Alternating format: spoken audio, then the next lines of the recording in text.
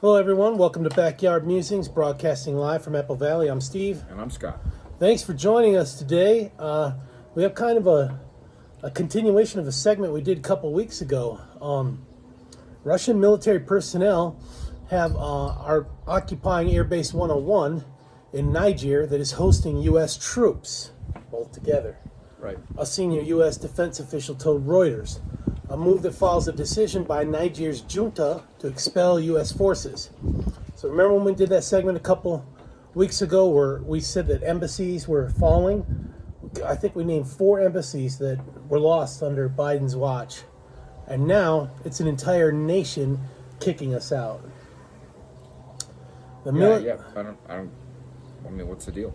Why do you think that's happening? I mean, they just making a deal with the junta. The junta took over the coup. But making a deal with the other guys. I guess. Yeah. Maybe they're giving them money or something. The military officers ruling Niger have told the U.S. to withdraw its nearly 1,000 military personnel from the country, which, until a coup last year, have been a key partner for Washington's fight against insurgents who have killed thousands of people and displaced millions more. Supposedly, Russian forces were not mingling with U.S. troops, but were using a separate hangar at Air Base 101, which is next to Diori Hamani International Airport in Niamey, which is Niger's capital. This puts Russian troops in close proximity to U.S. troops at a time when the militaries and diplomatic rivalry is becoming more adversarial, especially with Ukraine, right? It's like our embassy's closing, like you were saying. This is just showing a lack of force and strength in parts of this country, parts of the world. Parts of the world, yeah. And that's not good for us. No. And in some cases, not Shows good that we're for some weak. of our partners. Yeah, shows that we're weak. Right. U.S. Defense Secretary Lloyd Austin played down any risk to American troops or the chance that Russian troops might get too close to U.S. military hardware. Quote, he said, "The Russians are in a separate compound and don't have access to U.S. forces or access to our equipment." He continued, "I'm always focused on the safety and protection of our troops, but right now, I don't see a significant issue here in terms of our force protection." Yeah, right. Like the withdrawal of Afghanistan. Right. That was a joke. Yeah, forgive me for not trusting deadly him, joke. the brass. Right. The U.S. has been forced to move troops out of a number of African countries following coups that brought to power groups eager to distance themselves from Western governments. So this takes into place with our allies, too. Right. In addition to the impending departure from Niger, U.S. troops have also left Chad in recent days, while French forces have been kicked out of Mali and Burkina Faso. At the same time, Russia is moving to fill the power vacuum, which would happen. There's a vacuum now. They're abandoned by the U.S. in order to strengthen relations with African nations. So Moscow is portraying itself as a friendly country with no colonial baggage in the continent. I would think that the U.K. has colonial baggage in the continent, more so than the U.S. I mean, because we're out of Africa. I mean, we're out of Egypt. We still got something in Djibouti, you know. Mali, for example, has in recent years become one of Russia's closest African allies, with the Wagner Group mercenary force deploying there to fight jihadist insurgents. So, why does this matter? What does this matter to you or me? After the coup, the U.S. military moved some of its forces in Niger from Air Base 101 to Air Base 201 in the city of Agadez. I don't know why they're calling them numbers. Usually they're named. Who knows what U.S. military equipment remained at Air Base 101? Could it be $80 billion worth? Well, who knows? Is that something that they're really concerned about? Obviously, after Afghanistan, they weren't, right? Right, they weren't. I'm just saying, could there still be equipment left behind? Probably not aircraft. Pilots will fly that out. Well, let's hope not. The United States built Air Base 201 in central Niger at a cost at more than $100 million of your taxpayer dollars. Since 2018, it's been used to target Islamic State and Al-Qaeda affiliates.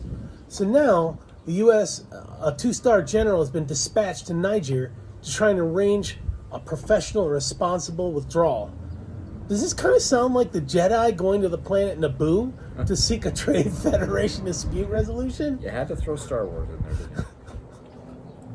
Yeah, I don't trust Secretary Austin. I mean, I don't know anything about the guy really.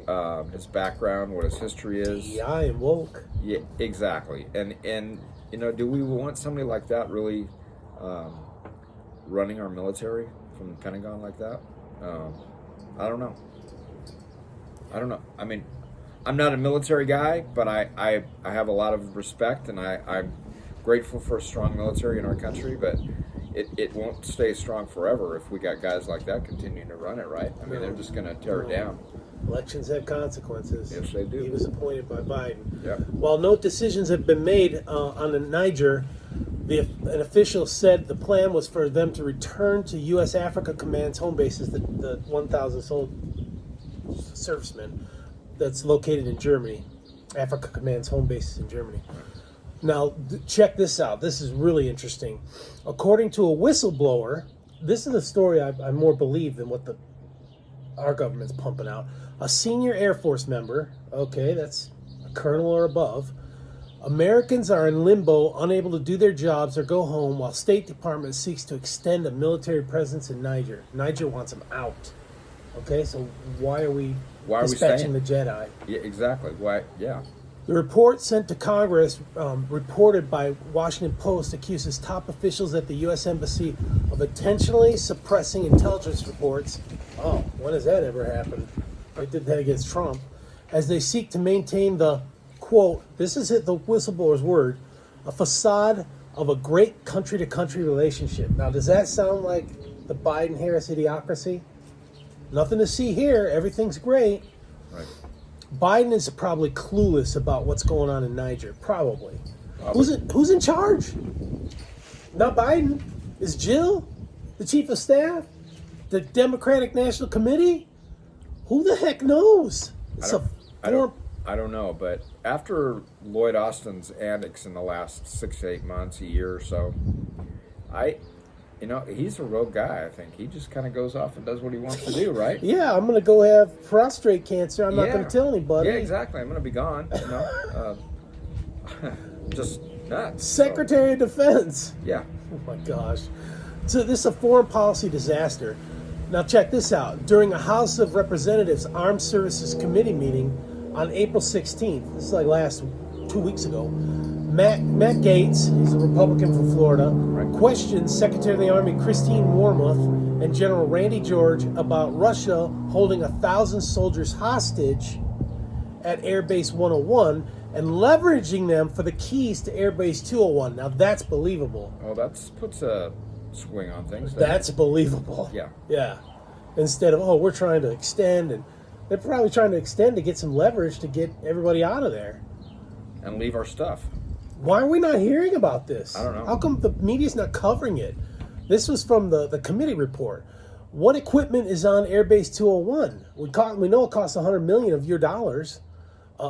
This smells like another debacle like Afghanistan. Yeah, this story is pretty smelly. I don't trust the people in charge. I can't imagine being a military guy that is a patriot, having to deal with these people and listening and following their orders. I mean, it's scary. Whistleblower, yeah, that's where these guys come out, and God bless them for doing that, because they're jeopardizing their career, right? That's why I left. It was just the higher up you go, the more stupid it gets. That's why I left. And my buddy from Texas agrees with me. She agreed with me about that. So.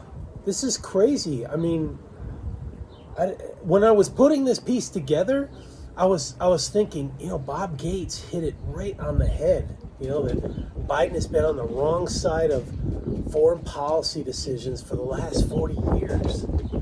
It's a catastrophe. And I'm sure there's a lot of people out there that would say, well, so what's the big deal with leaving Niger? Or what's the big deal with getting out of Afghanistan? I don't think it's the idea of leaving. I think it's the way we leave, what we leave, and how we leave. Yeah, how we leave. I think feelings with the other government. Yeah, I mean we're leaving people that have been serving China us. or Russia could have came in. Right, and the people that served with us and put their life on the lines, we just kind of abandoned them in the Afghanistan situation. And I think all this put together it affects our national security. Definitely. Yeah. Deleteriously affects the national security. There Totally. you go with those big words. Yeah, no, this is crazy stuff. All right, Gotta watch folks. this. We'll keep an eye on it. I hope there's more pieces put out on this. The truth comes out. Thanks for joining us, and we'll see you tomorrow. Have a good day. Thank you.